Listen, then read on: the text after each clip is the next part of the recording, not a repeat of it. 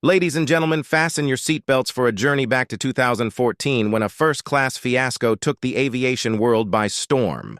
Today, we're diving into the scandalous tale of Heather Cho, the then vice president of Korean Air, and her infamous nut rage incident. Get ready for a story of macadamia nuts, mid-air mayhem, and a media frenzy that shook the skies. Picture this. It's a calm December evening on Korean Air Flight 86, departing from New York's JFK Airport. Passengers are settling in, and the crew begins to serve pre-flight snacks. But oh no, disaster strikes. Heather Cho is handed macadamia nuts in a bag instead of on a plate. For most of us, this would be a non-issue. But for Cho, it was a first-class catastrophe.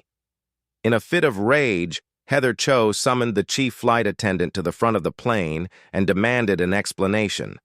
Her anger reached such heights that she ordered the plane to return to the gate to offload the senior steward, causing a delay and a public uproar once the story broke. But the drama didn't end there. Cho went further by forcing the chief steward to kneel before her and apologize for the supposed slight, an act that left many shocked and appalled at her blatant abuse of power.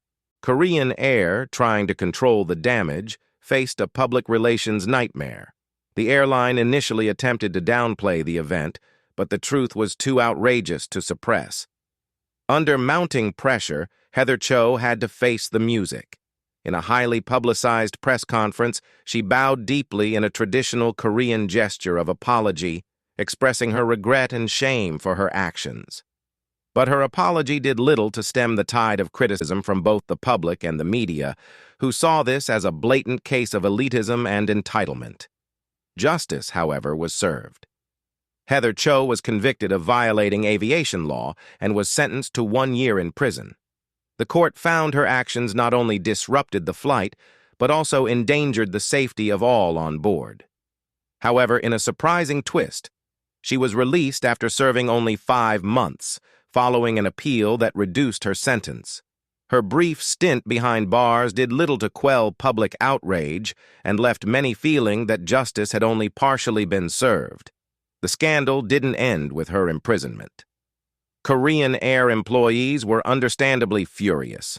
The company pressured the humiliated flight attendant to downplay the incident, a move that only intensified the backlash when it came to light. Employee unions and rights groups rallied behind the crew, highlighting the toxic corporate culture and the misuse of power by high-ranking officials. But wait, there's more. The Cho family has a history of less than angelic behavior.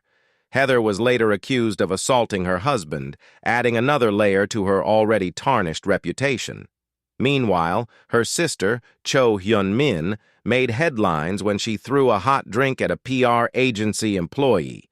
Clearly, the Cho family has a knack for controversy, embodying the very issues of privilege and entitlement that the public despised. In the aftermath, Korean Air faced immense pressure to reform its practices and improve its corporate culture. The incident prompted a nationwide discussion in South Korea about the behavior of chaebols, the powerful family-run conglomerates, and their often unchecked power. The government and the public called for greater accountability and stricter regulations to prevent such abuses in the future. So, what do you think of this high-flying drama? Let us know in the comments below. And remember, next time your in-flight snack isn't up to par, maybe just ask nicely. After all, a little patience can save everyone a lot of turbulence. And as they say, sometimes the biggest turbulence on a flight comes from the passengers, not the plane. Safe travels and happy commenting. Feel free to share your thoughts and opinions about this incident in the comments section. We're curious to hear what you think about the Cho family's antics and the broader implications for corporate culture and accountability. Until next time, keep your snacks and your temper in check.